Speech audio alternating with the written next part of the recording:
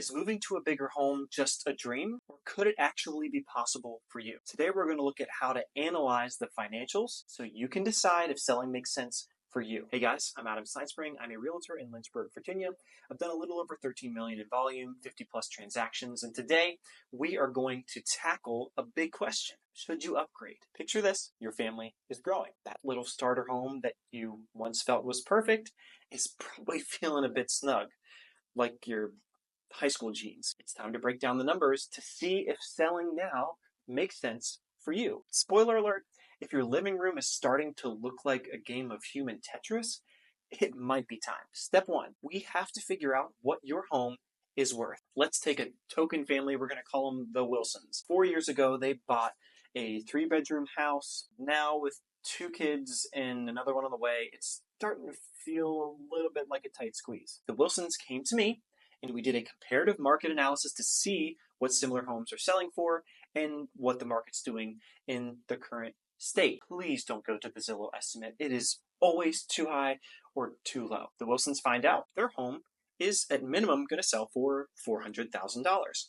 Not too bad. So next step, we have to figure out net proceeds, or we would just call it what's in your pocket after the sale. This is what's left after selling costs like agent fees, closing costs, and your mortgage balance. So for the Wilsons, with a $250,000 mortgage balance left and about 6% in selling costs, I said $24,000, and I always add about $5,000 for miscellaneous costs like repairs, closing cost assistance, and inspections. Here's the breakdown.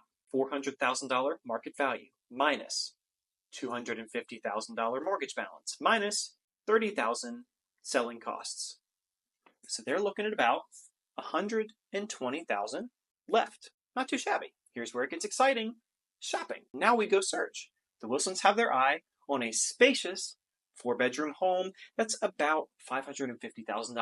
They're going to take this $120,000 net proceed and use it as the down payment. With this, they're going to be looking at a mortgage of $430,000, which should land them monthly at like $3,000. Depending on interest rates, insurance, taxes, like that's variable, but it's going to be close relative to that. Okay, so far so good, or maybe not. This is where a lot of people get hung up.